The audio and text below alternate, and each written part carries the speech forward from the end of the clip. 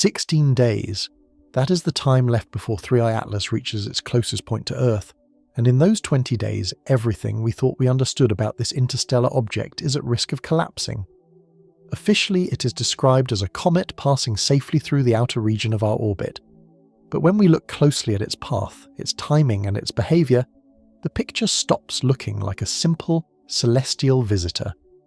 It begins to look like a controlled mission moving through our system with a level of precision that should not exist for a natural body. What is coming on December 19th is not just a close pass at a comfortable distance. It is the most critical checkpoint in a chain of anomalies that started long before most people had even heard the name Atlas. On paper, the numbers sound reassuring. At closest approach, 3i Atlas will be about 270 million kilometers from Earth, roughly twice the distance between Earth and the Sun. That sounds remote and harmless. It is easy to treat it as another item in the news cycle, an object from another star system that will sweep through and disappear again.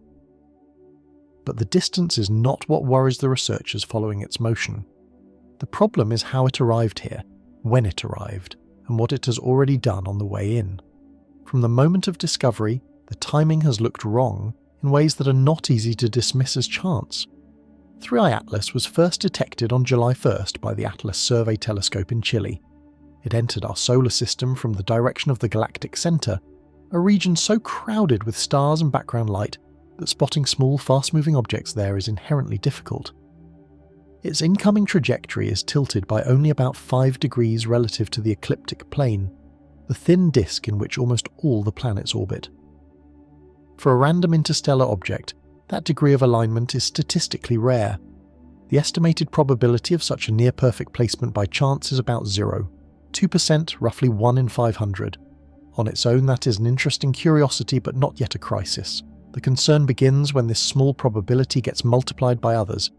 The next critical moment came on October 29th, when 3i Atlas reached perihelion, its closest approach to the Sun.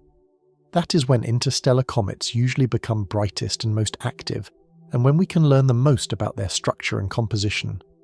Yet at the exact time when observation would have been most valuable, Earth was on the opposite side of the Sun. Our ground-based telescopes were completely blocked by solar glare, and even space-based instruments were severely constrained by geometry and safety limits.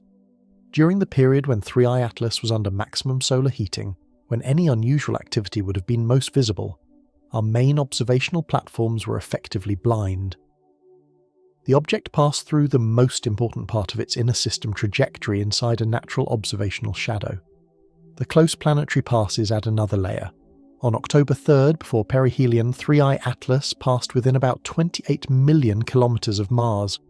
It also made a relatively close approach to Venus, with trajectory solutions placing it within tens of millions of kilometers. Later, in March 2026, it is due to pass by Jupiter at a distance that is not just close in astronomical terms, but tuned to a boundary that matters for orbital capture and deployment. When astrophysicists, including Avi Loeb, evaluated the combined timing needed for this sequence, close to Mars, close to Venus, skimming the edge of Jupiter's sphere of influence and hidden from Earth during perihelion, the resulting probability for a purely random arrival was estimated at around 0.05%. That is roughly 1 chance in 20,000. When we consider these numbers together, the pattern becomes hard to ignore. An object from interstellar space arrives along a trajectory unusually well aligned with our planetary plane. It passes near multiple planets in the inner system. It reaches maximum activity when our instruments are least able to observe it. It then continues toward a rendezvous with Jupiter that uses the planet's gravity in a way that looks more like a planned maneuver than a lucky coincidence.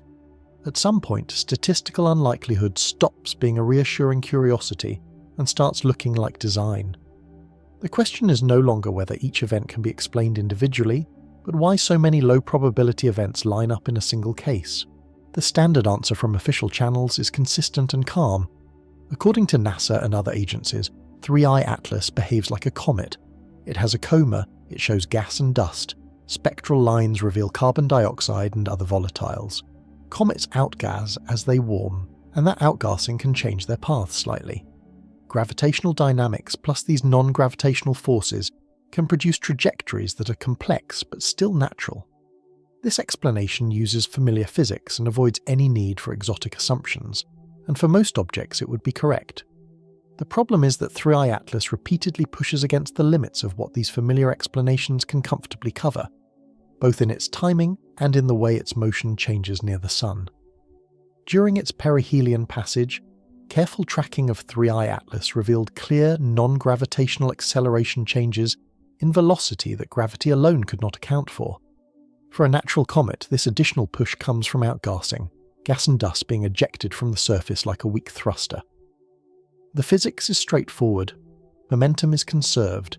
If you want to change the velocity of an object with a mass of tens of billions of tons using sublimating gas at a typical cometary speed of about 400 meters per second, you need to throw away an enormous amount of mass. In this case, calculations suggest that the acceleration seen during perihelion would require the loss of a significant fraction of the object's total mass, on the order of billions of tons over a relatively short period. This is where the numbers begin to contradict the images. If 3i Atlas truly expelled that much material, we should see a huge expanding shell of gas and dust around it, a debris cloud so large and bright that it would dominate every exposure taken in November. Instead, the observations show an active object with jets and a bright coma, but a nucleus that still appears compact and intact. The catastrophic mass loss implied by the required acceleration does not match the visual and photometric record. Either our mass estimates for 3i Atlas are drastically wrong, the physics of natural outgassing works very differently in this single case, or the acceleration was produced by something other than normal cometary processes. At the same time, the structure of the jets emerging from 3i Atlas after perihelion introduced another major inconsistency. Observations from multiple teams in early and mid-November showed at least 7 distinct jets extending hundreds of thousands to millions of kilometers into space. Some of these jets pointed away from the Sun, as expected, but several pointed back toward it, forming so-called anti-tail structures. In typical comets, apparent anti-tails can appear as geometric illusions when the viewing angle and the distribution of dust along the orbit align in a specific way, but those features vanish as geometry changes. In the case of 3i Atlas, the sunward jets were recorded across different dates, instruments, and viewing angles. They were not artifacts of perspective. They were physically present streams of material pushing into an environment where the solar wind should be sweeping everything outward at hundreds of kilometers per second. Even if we set aside their direction, the jets present another problem. With a rotation period of about 16 hours and typical outgassing speeds of around 400 meters per second, the material ejected from a natural comet should quickly smear into broad, diffuse spirals as the nucleus turns.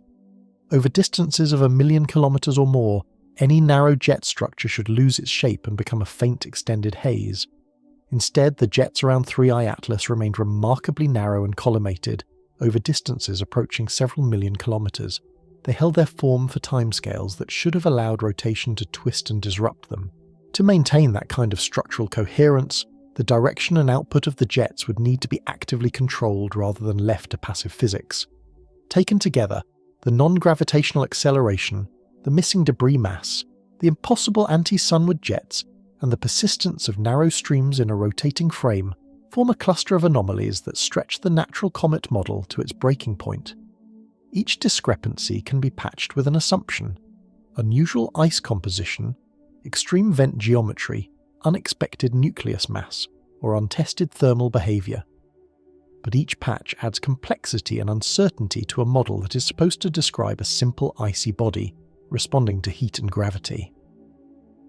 There is another class of explanation that does not require changing the laws of physics, but does require changing our assumptions about who is using them. Several researchers have pointed out that if 3i Atlas were not a natural object but a technological construct, a probe or carrier disguised as a comet, many of these anomalies become easier to describe. A controlled propulsion system with exhaust velocities higher than cometary gas would allow large trajectory changes with far less mass loss. Active thrust vectoring could keep jets narrow and stable despite rotation. Intentional timing of perihelion near solar conjunction would provide cover for major maneuvers. A perfectly tuned approach to the edge of Jupiter's gravitational domain would make sense as a deployment strategy, not an accident. None of this proves that 3I Atlas is artificial, and we should be clear about that. The data do not show engines firing.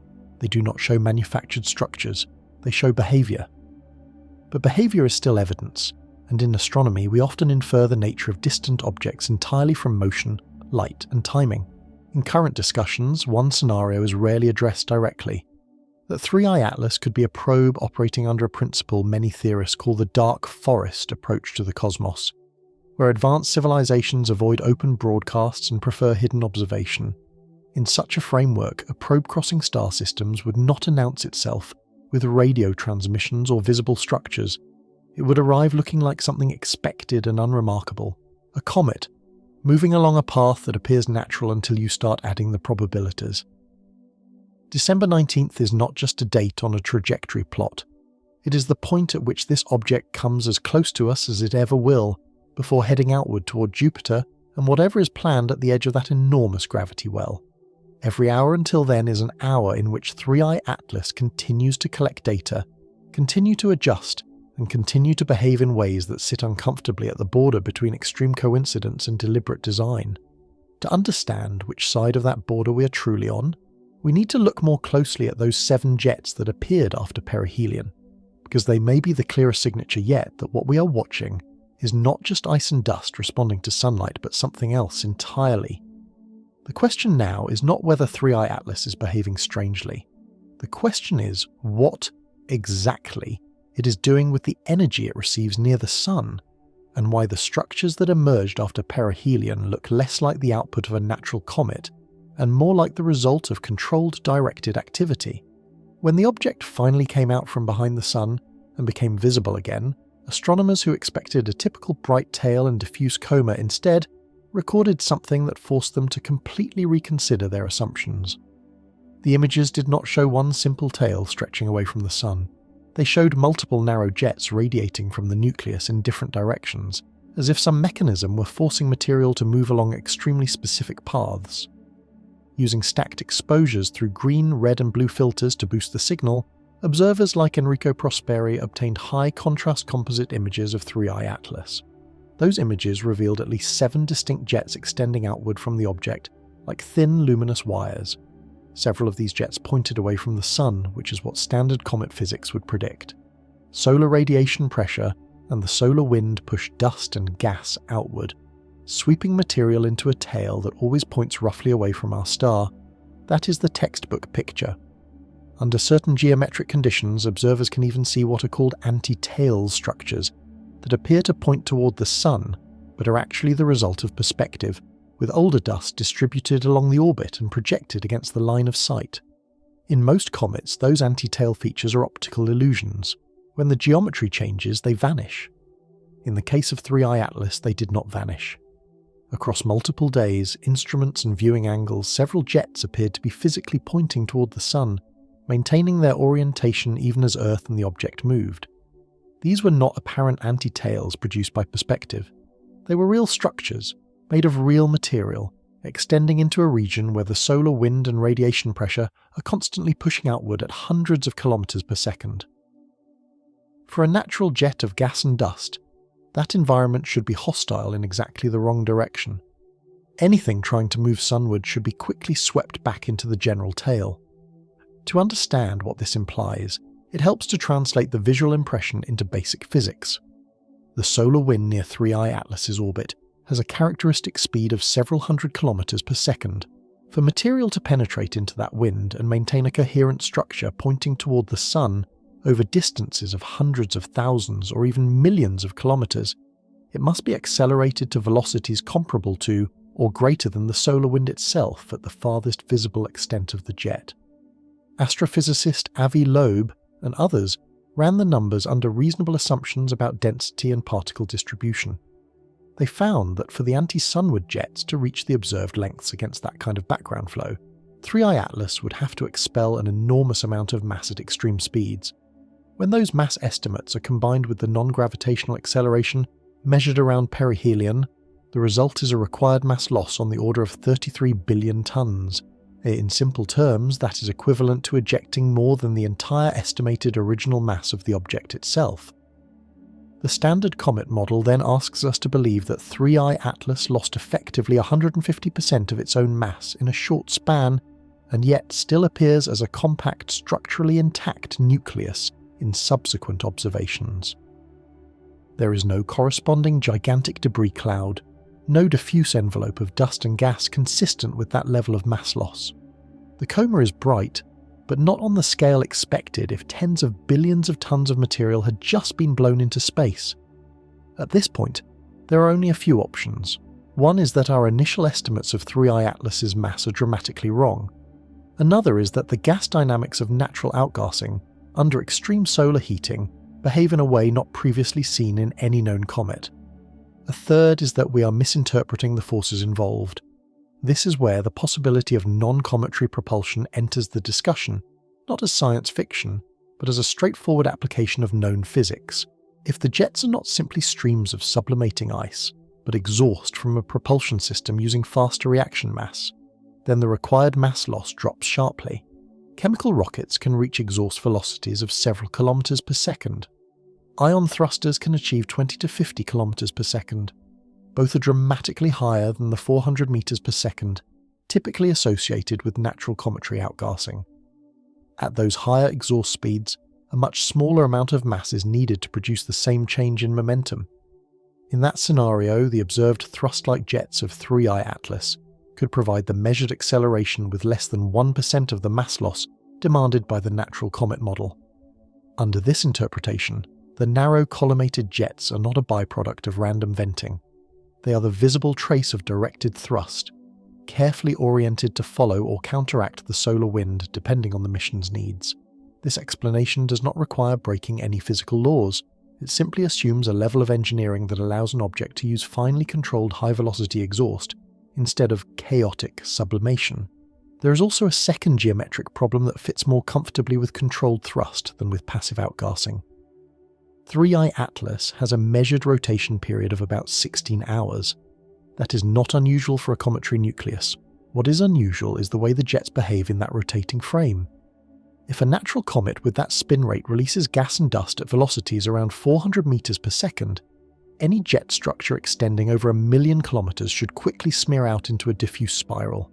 Material ejected half a rotation earlier should be displaced by tens of thousands of kilometers perpendicular to the jet's initial axis by the time it reaches large distances. The result would be a broad fan rather than a narrow filament. The images captured by observers like Frank Nebling and Michael Buckner show the opposite. The jets remain narrow and sharply defined over distances that correspond not to hours but to weeks of travel time for typical dust particles. The material retains its alignment with an accuracy that is hard to reconcile with a freely spinning, passively venting body. To maintain that kind of structural integrity, the direction and strength of the jets would need to be adjusted continuously to account for rotation and external forces. In engineering terms, that requires stabilization and real-time correction. When we step back and look at the entire configuration, the subjective impression becomes difficult to ignore. The jets do not merely exist, they appear ordered. The tail extends along a clean vector. The anti-sunward streams penetrate into the solar wind in a way that suggests deliberate alignment. The overall layout looks less like the uncontrolled shedding of volatile ices and more like a propulsion pattern designed to achieve specific changes in trajectory and orientation. Our pattern recognition instincts are not perfect, and they can mislead us, but they evolved for a reason. Repeating organized structures in nature often indicate underlying agency or mechanism. At the same time, science demands caution. Historical examples show that many apparent anomalies dissolve under better data or improved models. Some members of the community argue that exotic ice compositions, unusual nucleus shapes, or previously unstudied interactions with the solar wind could eventually explain 3I Atlas's jets purely within the framework of natural comet behavior. Others, including Loeb, suggest that while those explanations remain possible, we should be open to the alternative, that the most straightforward way to reconcile all the observed details is to accept that we may not be dealing with a simple comet at all. What is not in question is that the next phase of 3I Atlas's journey will give us more information. As it approaches its closest point to Earth, the geometry of observation will improve. Spectral analysis will refine our understanding of the jet composition and velocity structure. Continued tracking will make the non-gravitational accelerations easier to quantify. If the jets remain as narrow and persistent as they appear now, and if the acceleration continues without the expected level of mass loss, the natural model will be under increasing pressure. And at that point, we will be forced to confront a choice between an improbably complex comet or a simpler but far more unsettling explanation. The coming weeks, then, are not just another observational campaign. They may reveal whether these 7 jets are the last strange chapter in the story of a highly unusual interstellar comet, or the first clear signature that something in our solar system is operating with a degree of control and purpose that we did not expect to witness in our lifetime. As researchers continued to study the unusual jet structures of 3I Atlas, attention shifted toward a different and even more revealing aspect of the object's behavior: its changing brightness. Comets brighten as they approach the Sun, but the pattern is predictable. The rise in luminosity usually follows a smooth progression as more volatile materials sublimate and the coma expands. With 3I Atlas, the pattern was anything but smooth. Instead of a gradual increase, astronomers recorded abrupt, sharp spikes in brightness, followed by sudden fading periods that made little physical sense for a natural body of its size and composition. Between July and December, the object went through at least 4 dramatic brightness surges. These surges were not tied to changes in geometry or observational conditions. They were not caused by rotational modulation, solar flares, or dust fragmentation. They were intrinsic to the object itself.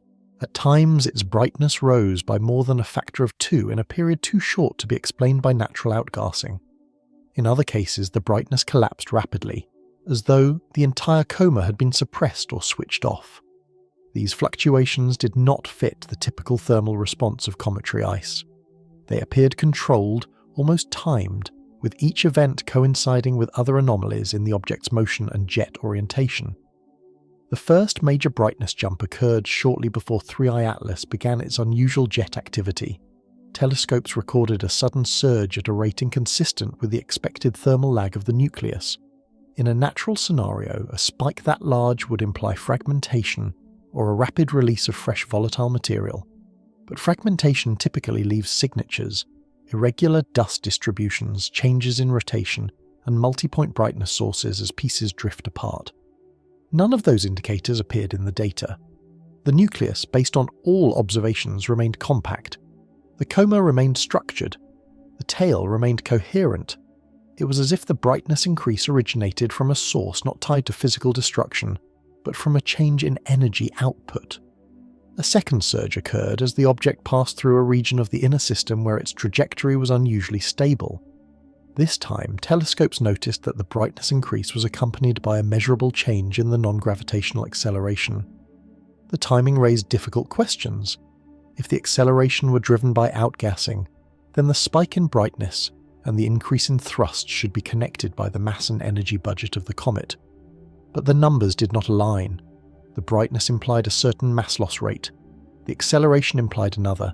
The difference between them was so large that reconciling them required assuming either impossible densities or unseen debris clouds. Neither assumption matched the direct imaging. The third surge took place after perihelion, precisely when the jets began to form their most coherent and narrow structures. The sun's heating at that stage should have caused a natural increase in coma intensity, but the observed surge again lacked the broad dust signature that accompanies typical post-perihelion brightening.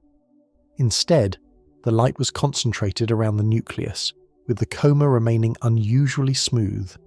In many recorded images, the coma's symmetry contrasted sharply with the irregular outflow expected from a nucleus undergoing violent mass loss. It was difficult to escape the impression that whatever was causing the brightness change was internal to the object and not a result of chaotic venting. The fourth and final surge occurred during a period when 3I Atlas was already moving away from the Sun, a stage where comets normally become less active. This late surge confused researchers the most. It was not accompanied by thermal conditions that would support a sudden outburst. It happened when the heat input from the Sun was declining. It came at a time when the coma should have been shrinking, not intensifying. This suggested that the release of energy was not driven by temperature, but by some other mechanism not tied to solar heating. Whether that mechanism was chemical, mechanical, or something more structured could not be resolved from the available data. But no natural explanation comfortably fit the timing or magnitude of the event. As brightness anomalies accumulated, researchers began comparing the light curves to known examples of natural comet behavior. The deviations were stark. Typical comets show smooth, predictable trends in brightness tied to distance from the sun. Even those that experience outbursts follow recognizable patterns. Fragmenting comets produce chaotic signatures but also visible debris. Long-period comets with unusual compositions may display irregularities, but they still follow the thermal logic of sublimation. 3i Atlas did none of these things. Each brightness surge followed its own logic, appearing independent from solar heating, rotation, viewing geometry and outgassing physics. The object behaved as though its luminosity was being modulated, not by natural forces, but by internal processes with discrete activation points. This raised the question of whether the brightness spikes might originate from something beneath the surface. If the object contained pockets of supervolatile ices, their sudden release could produce brief jumps in luminosity. But supervolatile release usually results in asymmetrical jets and rapid coma expansion, neither of which were observed. If the object were fragmenting, reflectivity would change, but so would the spatial distribution of the coma. If surface layers were breaking off, rotation would shift. None of these signatures appeared. Instead, the nucleus maintained its rotational stability, and its coma retained a consistent shape even during brightness spikes. This led several teams to explore whether the spikes could be caused not by an increase in emitted material, but by a change in the object's reflective properties. A change in albedo surface reflectivity can alter brightness without requiring mass loss.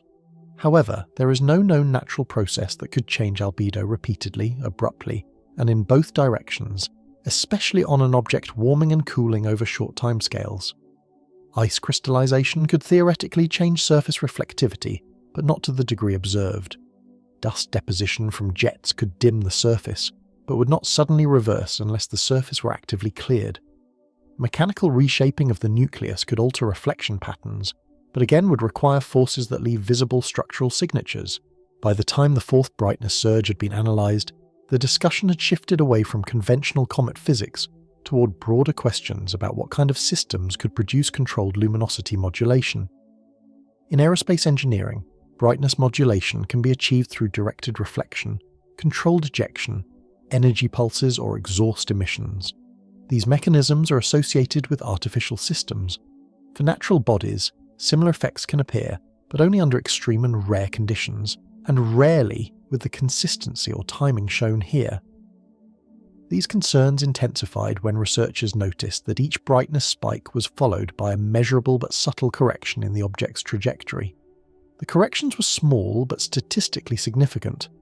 They followed a pattern consistent with mid-course adjustments, rather than passive evolution. In missions involving spacecraft, such corrections are used to refine orientation or trajectory after propulsion events. When applied to 3i Atlas, they suggested the possibility that the brightness spikes were not side effects but signatures of activity. If we treat the brightness surges as potential thrust events, hypothetical propulsion impulses, then the subsequent trajectory corrections become easier to explain. A thrust impulse produces both motion and light. The two are linked, but this explanation also requires assuming a non-natural source of thrust. Once again, the data do not prove artificiality. They simply show a pattern more consistent with controlled motion than with natural outgassing. The broader implication is that the brightness behavior of 3i Atlas cannot be separated from its jet anomalies or non-gravitational accelerations. All three phenomena intersect. The object produces thrust-like behavior without the expected debris. It forms narrow jets that contradict natural ventilation physics. It brightens and dims in ways unexplained by solar heating, and it adjusts its trajectory with precision inconsistent with random forces. Each anomaly can be explained away individually, but their combination increasingly challenges the natural comet model. The next major question for researchers is whether these brightness fluctuations are isolated events or part of a larger pattern linked to the object's internal structure.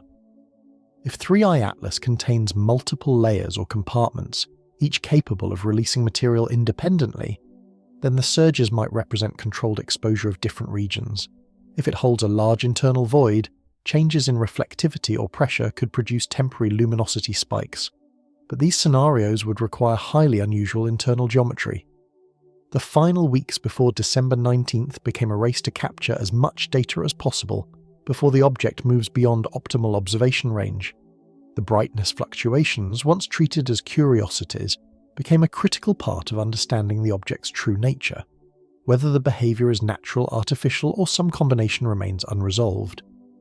But the irregular and controlled-like pattern of luminosity shifts has become one of the strongest arguments that 3I Atlas does not fit the template of any known comet in our solar system or beyond. As this understanding deepens, the next step is clear: studying how the brightness surges relate to the object's mass distribution, rotation state, and jet alignment. These relationships may hold the key to answering the larger, more troubling question of why an interstellar visitor would behave this way inside our solar system. As the irregular brightness behavior of 3I Atlas became clearer, researchers began to focus on another developing anomaly: its evolving coma. In natural comets, the coma forms when volatile ices sublimate under solar heating, producing a diffuse cloud of gas and dust that expands outward from the nucleus. Its shape is normally spherical or slightly elongated, shaped by the solar wind and radiation pressure. But the coma of 3I Atlas refused to follow this familiar pattern. Instead of forming an even, expanding envelope, it developed pronounced asymmetries, sharp gradients, and unexpected internal structures that persisted across multiple observation sessions. Each new dataset revealed additional layers of complexity. At first, the coma appeared normal, bright, symmetric, expanding at a rate consistent with the solar heating expected for an object entering the inner system. But soon after perihelion, when the jets began to show highly collimated behavior, the coma began to show unusually stable regions of enhanced density patches that retained their structure even as the nucleus rotated. For a natural coma, turbulence, solar wind interaction, and particle motion should erase local features quickly. The persistence of these dense regions suggested either unusual internal processes or directed flow patterns that prevented the material from dispersing. Spectroscopy of the coma revealed another irregularity. Typical cometary comae produce emission lines associated with water, carbon dioxide, carbon monoxide, and various organic molecules. 3I Atlas showed these expected signatures, but their relative intensities varied dramatically over short time periods. The ratios between different gases shifted faster than solar heating could reasonably explain. Under normal conditions, heating drives sublimation in a predictable sequence. First the more volatile ices, then deeper layers as the nucleus warms. Here the sequence seemed disrupted. Peaks of CO and CO2 appeared without corresponding changes in water vapour, as if specific materials were being released selectively rather than through a thermal gradient. Some researchers suggested patchy ice layers with differing compositions, but the consistency of the effect over multiple rotations made that explanation incomplete. The coma also displayed directional shading that could not be easily aligned with the expected solar wind pattern. High-resolution images revealed a faint, fan-like structure forming near the leading edge of the object's motion material that appeared to be compressed against an invisible barrier. In natural comets, leading-edge compression occurs occasionally when the solar wind direction intersects the object's motion. But here the compression was too localized and too stable for simple wind interaction. It appeared as though part of the coma was being shaped by a force not aligned with the sun. The geometry suggested the presence of a controlled flow or internal field effect, something able to resist the natural scattering forces that dominate cometary comae. Another point of concern was the coma's changing opacity. During several observations in November, the coma became unexpectedly transparent. The effect was subtle but measurable.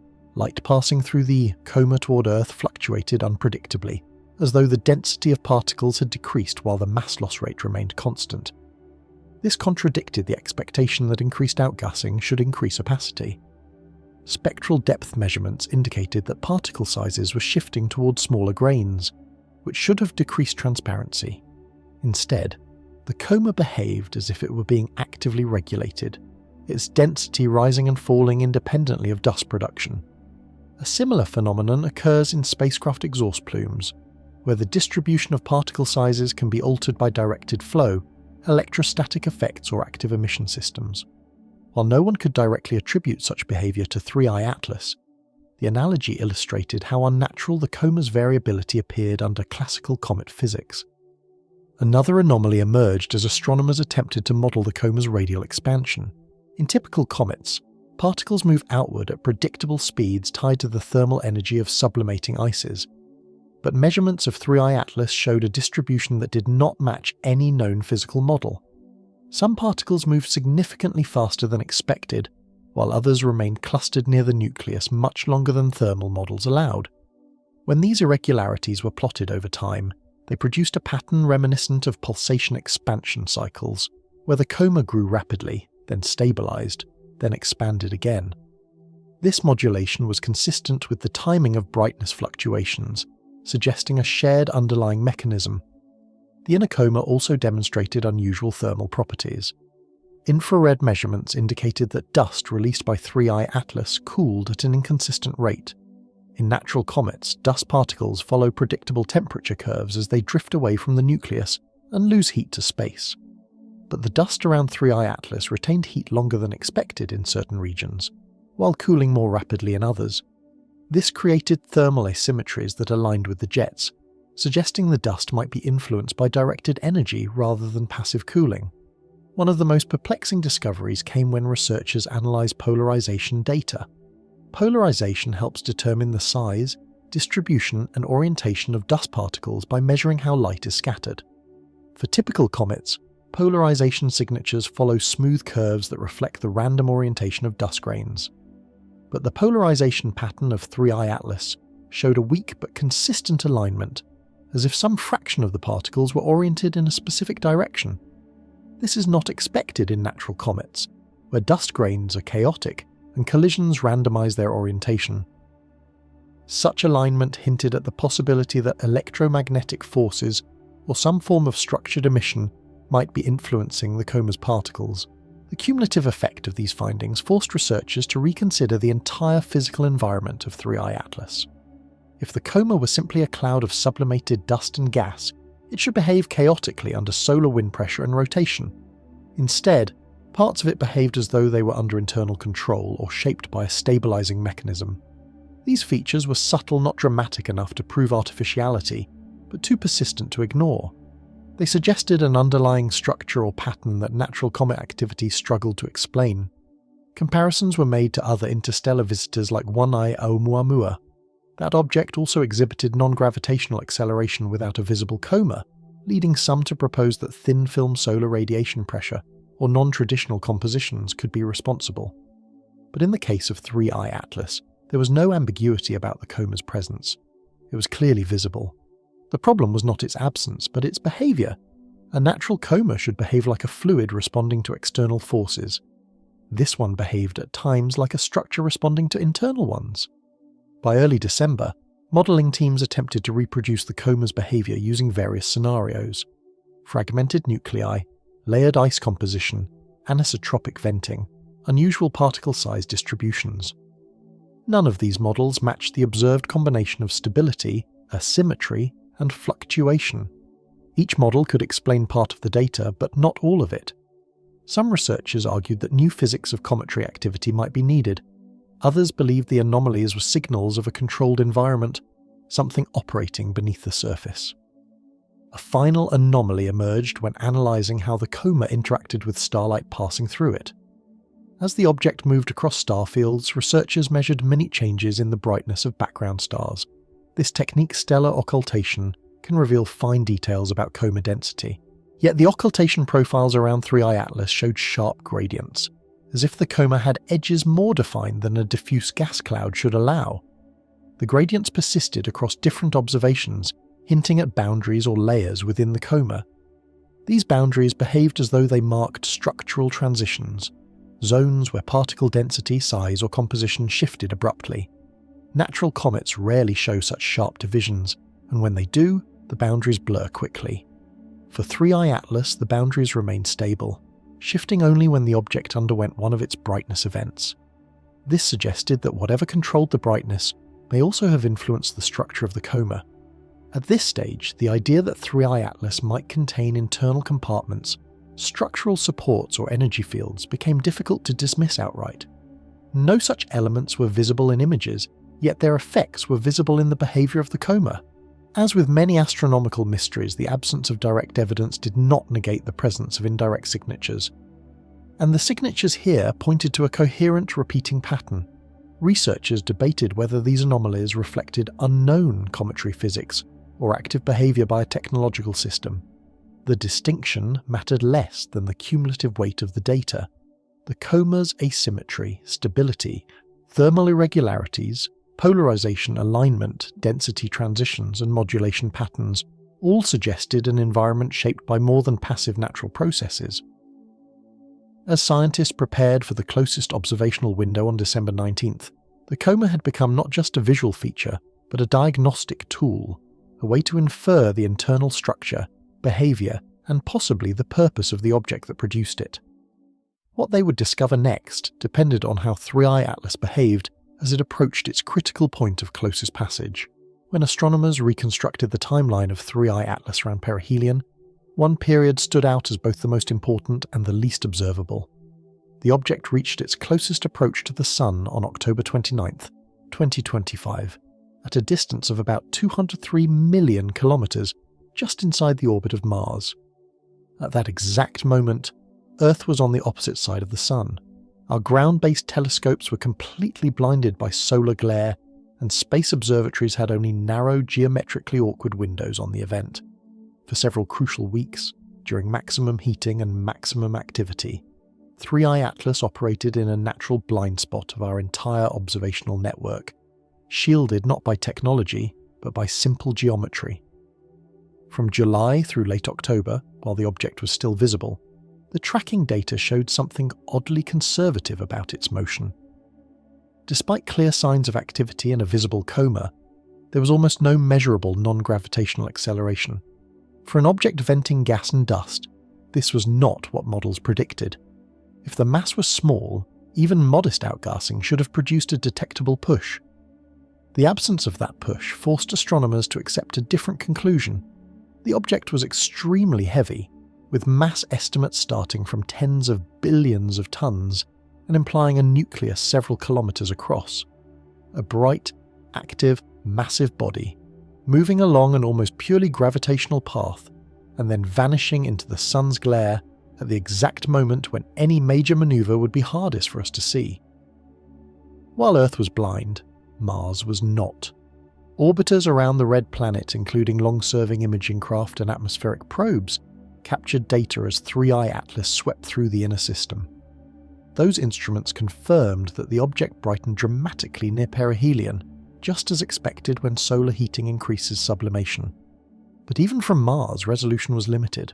The images showed an active luminous source, not a resolved structure. If something more complex was happening at the nucleus, if jets were reconfiguring, if fragments were being deployed, or if propulsion systems were firing, those details remained hidden below the threshold of what our cameras could separate from a simple point of light.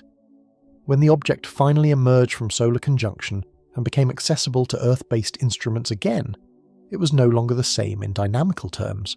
The 7 jets were now clearly visible in deep imaging. The morphology of the coma had become far more structured, and, most importantly, the trajectory showed a non-gravitational acceleration that could no longer be ignored.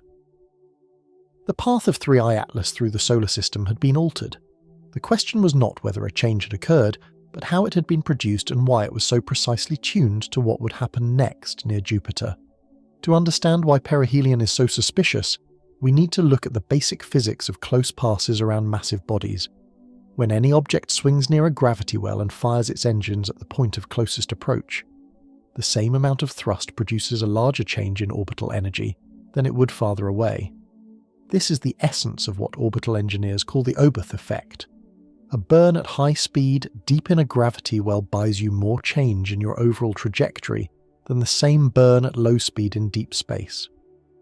Every modern mission that uses gravity assists in deep space maneuvers is designed around this principle. If 3I Atlas had any form of controlled propulsion, perihelion was the ideal moment to use it. The object was moving fastest, the Sun's gravity well was deepest, and Earth's ability to observe was at its weakest. A short, carefully timed maneuver behind the Sun's glare could change the outcome of its journey by tens of millions of kilometers without leaving an obvious, easily documented signature. When we later plug the observed non-gravitational acceleration into trajectory models and follow the path forward to March 16, 2026, we find something that does not look like a random result of natural outgassing. We find an encounter with Jupiter so precise that it sits within roughly 60,000 kilometers of the planet's calculated Hill radius, the boundary of Jupiter's gravitational control zone, out of more than 53 million kilometers of separation at that distance. The Hill radius marks the region where a planet's gravity dominates over the Sun's for long-term orbital capture. Inside it, satellites can remain bound to the planet. Outside it, they are eventually stripped away by solar tides. For 3I Atlas, the predicted closest approach is about 53.445 million kilometers from Jupiter, while the Hill radius at that time is about 53.502 million kilometers, with uncertainties on the order of the just 0.6 million kilometers. In practical terms, the interstellar visitor is arriving at the mathematical edge of Jupiter's gravitational bubble with an accuracy that would make a human mission planner proud. If this were a natural comet, the alignment would be an extraordinary coincidence. If it were guided, the numbers look very much like an intentional target. At the Hill radius, special locations exist where gravitational and orbital effects balance, the L1 and L2 Lagrange points. Any spacefaring civilization uses analogous points in its own system as parking zones for long-lived observatories and platforms. We place telescopes and monitoring satellites there because they require minimal fuel to maintain position and have stable, predictable views of their targets. From an engineering perspective, if you wanted to leave small devices in the Jovian system without spending much energy to keep them in place, you would aim for the neighbourhood of that boundary rather than diving deep into Jupiter's immediate environment. Now overlay these facts. Before perihelion, 3I Atlas behaves like an unusually massive but gravitationally obedient comet.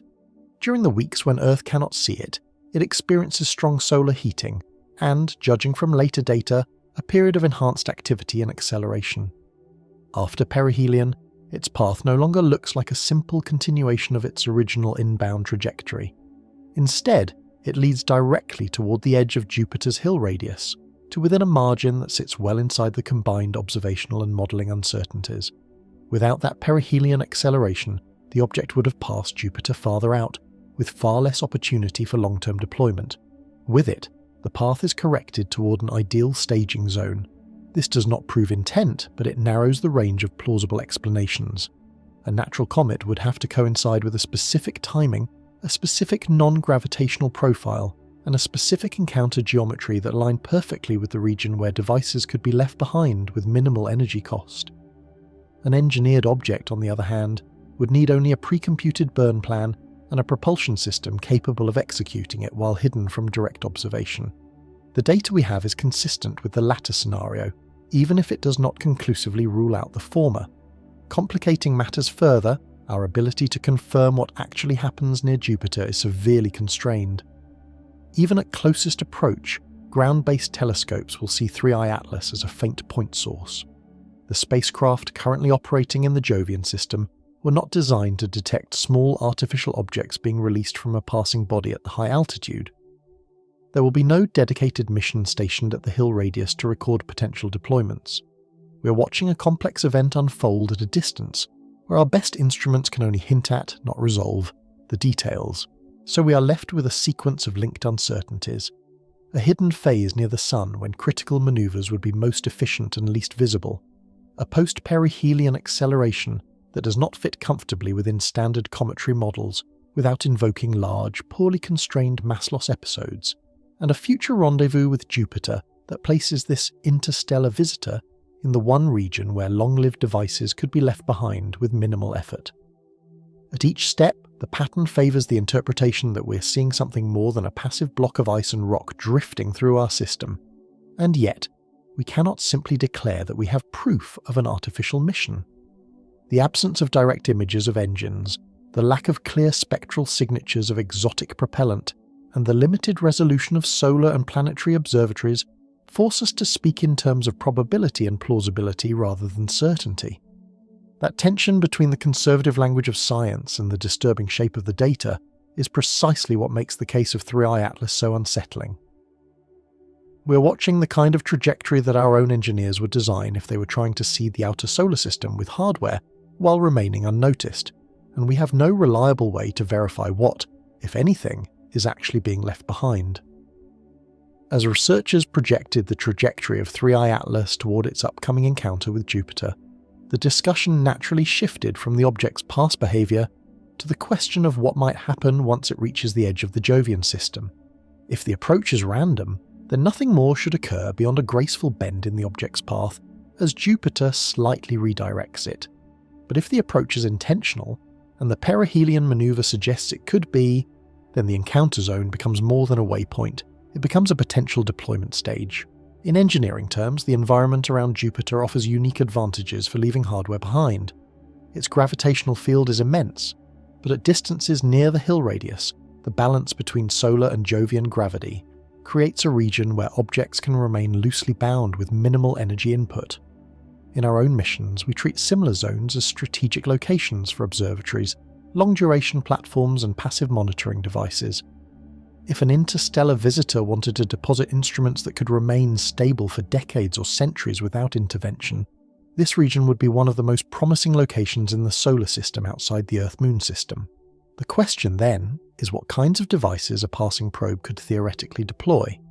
Several possibilities have been studied in recent years by researchers considering long-term extraterrestrial observation strategies. One class of devices is simple passive detectors, small, durable structures that drift within a stable orbital corridor and gather chemical, electromagnetic or particle data from the host system. These are often envisioned as low-power systems intended for slow, persistent monitoring rather than active communication. For such devices, the Hill radius provides a zone where solar tides and Jupiter's pull stay in balance, reducing decay and collisions. Another possibility is a relay system, a node meant to receive and retransmit signals from other devices positioned elsewhere in the solar system. In this case, 3I Atlas might represent the mobile component of a multi-part network, one whose architecture requires distributed elements at different orbital distances. A relay placed near Jupiter could serve as a bridge between objects deeper in the system, such as in the asteroid belt or near Earth, and distant nodes outside it. If the lunar device we recently detected is part of such a network, then the presence of additional nodes near Jupiter would be consistent with a multi-tiered interlinked structure. A more advanced class of devices involves autonomous probes designed to remain dormant until triggered by specific environmental cues. These triggers could include changes in solar activity, planetary alignments, increases in electromagnetic emissions from a developing civilization, or the passage of another probe along a predetermined path. In these models, the devices sit silently, conserving energy, waiting for a signal or condition that matches their activation criteria.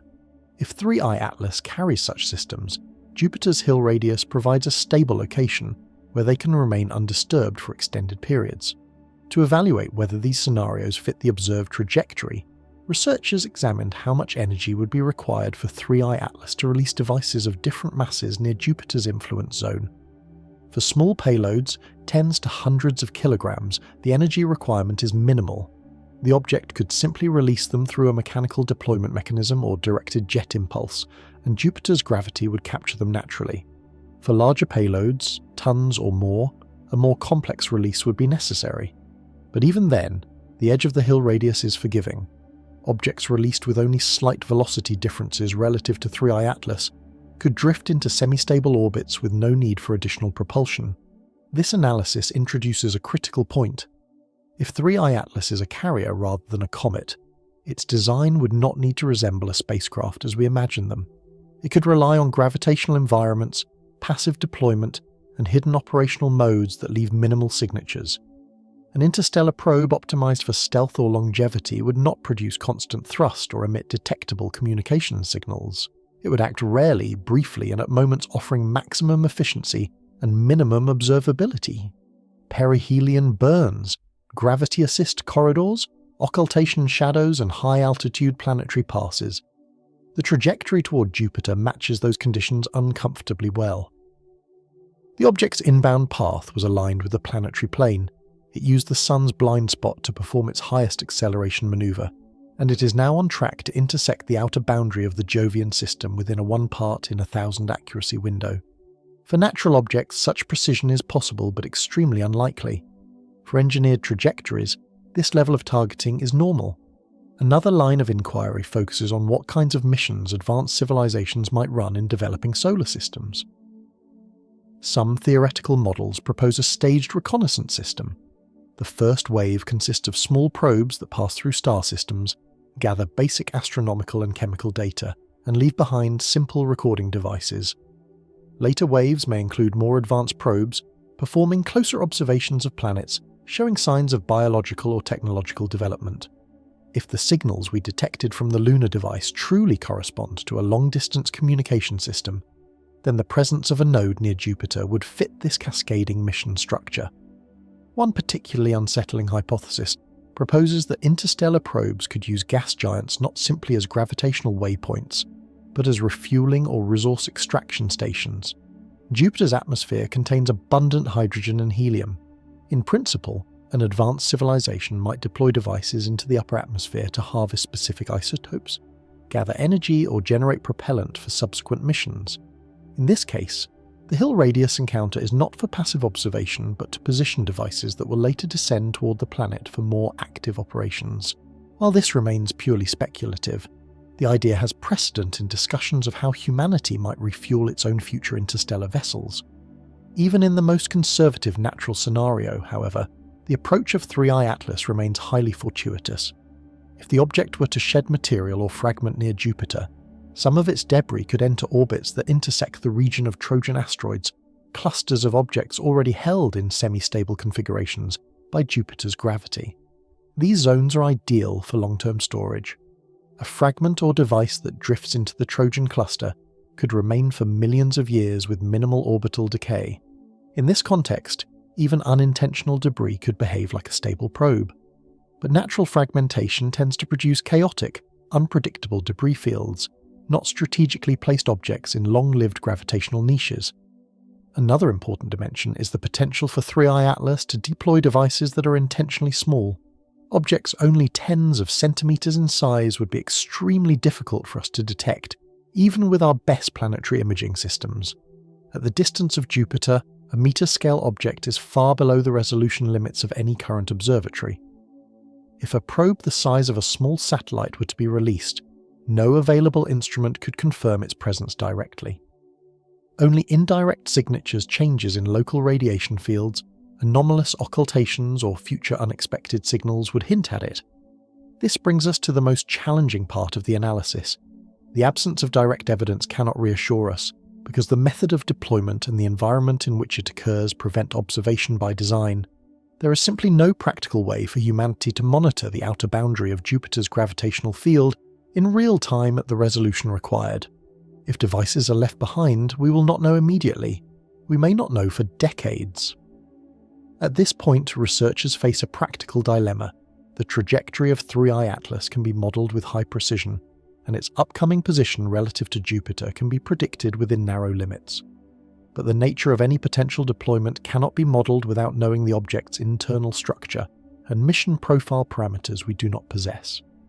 Thus, we are left with a paradox. We can predict where the object will go, but not what it will do when it arrives.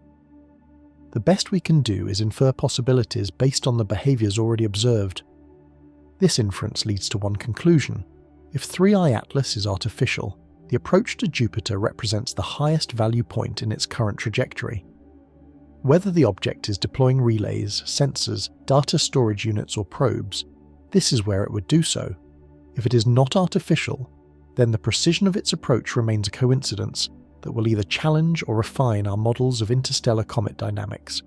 Either way, what happens in March 2026 will determine how scientists interpret not only 3I Atlas, but any future interstellar visitors that pass through our system. If nothing unusual happens, natural explanations will remain viable, though strained. If something does happen, any detectable anomaly, trajectory shift, unexpected emission, or gravitational disturbance, then the case for an engineered object will strengthen dramatically. For now, the scientific community prepares.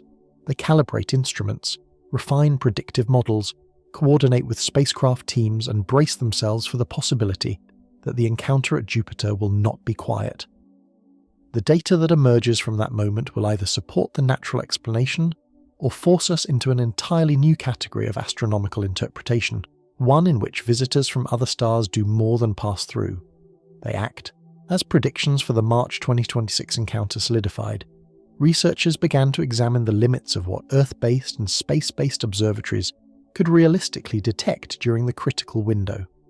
The sobering conclusion was that even with optimal conditions, our current observational reach is profoundly inadequate for resolving fine details of an event occurring tens of millions of kilometers from Jupiter's surface. The question was not whether something could happen near the Hill radius, it was whether we would ever know it happened at all. The problem begins with angular resolution. At a distance of more than 600 million kilometers from Earth, even large observatories such as Hubble or the Very Large Telescope see 3i Atlas as a point source only a few pixels across. This limitation applies equally to any potential fragments or deployed devices. A 1-meter object would be far below detection thresholds, and even a 10-meter object would vanish into the noise floor of reflected sunlight. To observe changes in shape, structure, or surface features, we would need instruments orders of magnitude more powerful than what currently exists.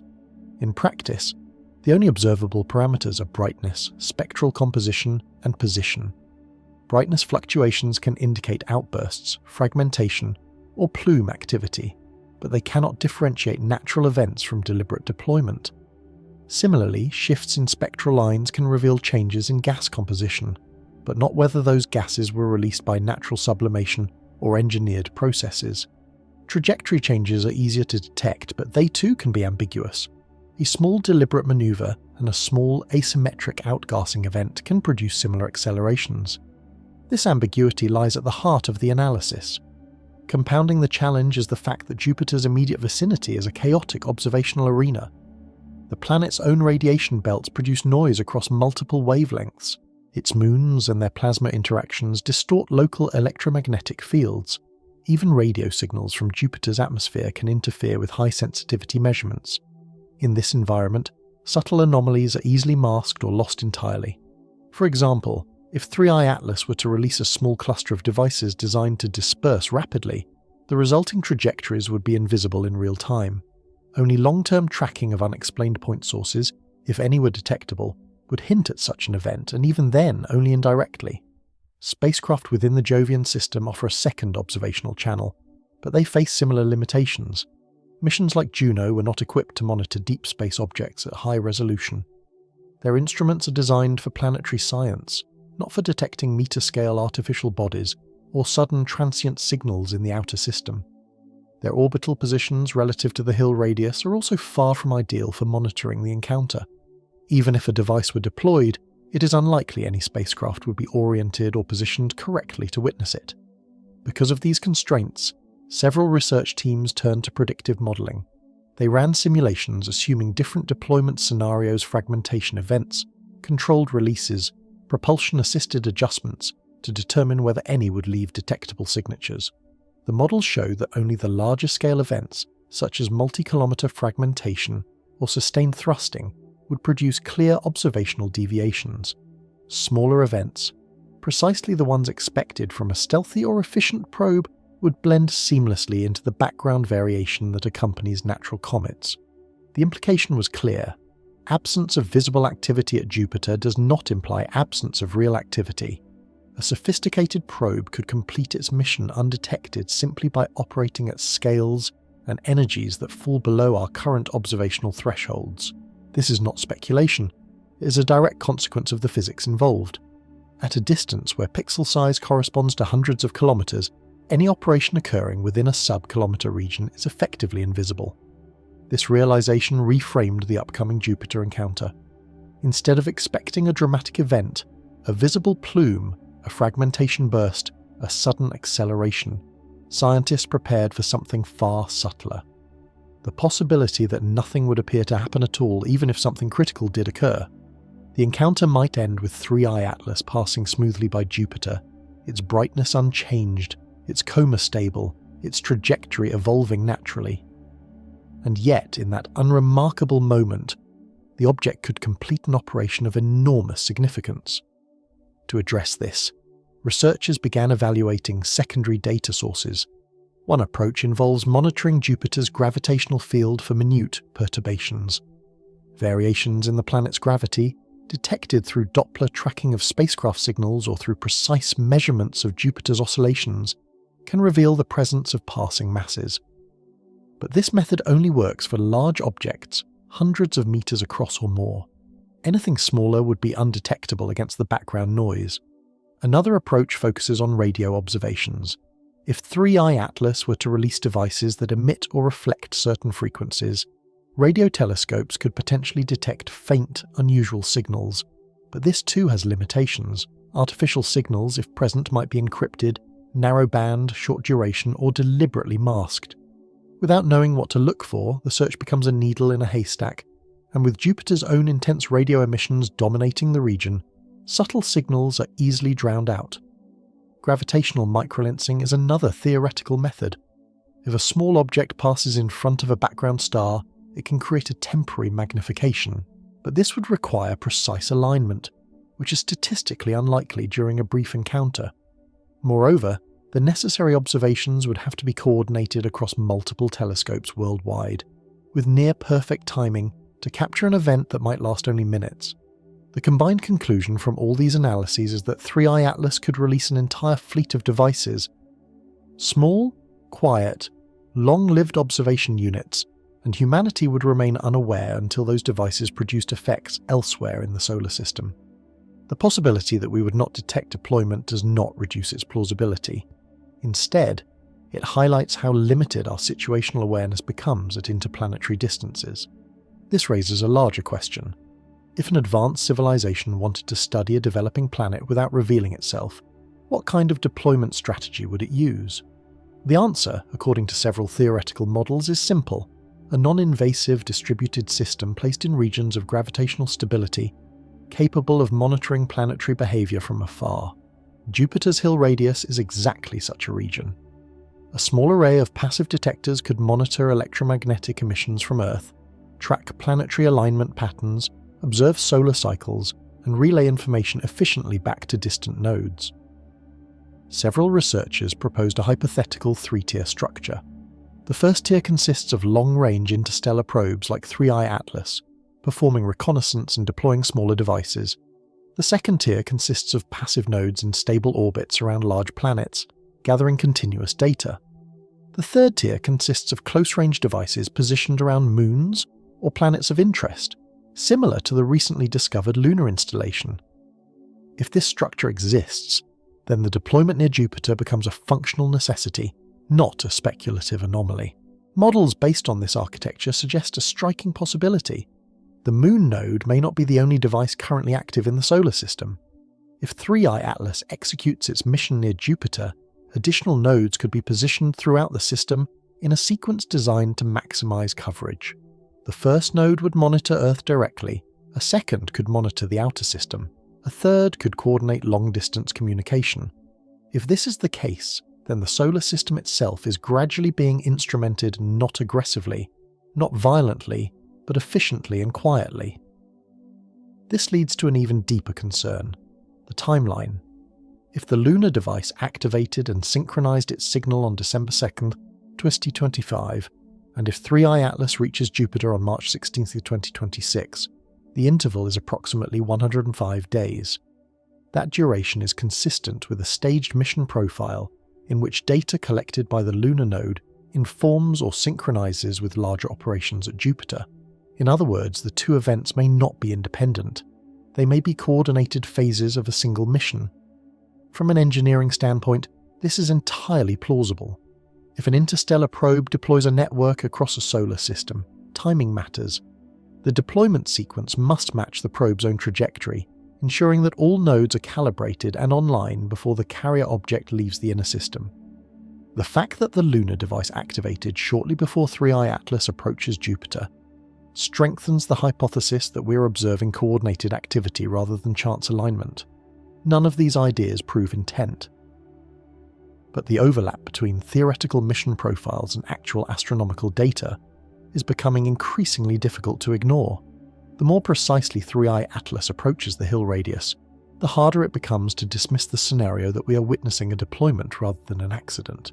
What happens next will depend entirely on what astronomers detect or fail to detect as the object moves past Jupiter. For now, the encounter represents the most important observational opportunity of the year, not because we expect a visible event, but because even the smallest anomaly in brightness, acceleration, or jet behavior could transform our understanding of what this interstellar object truly is.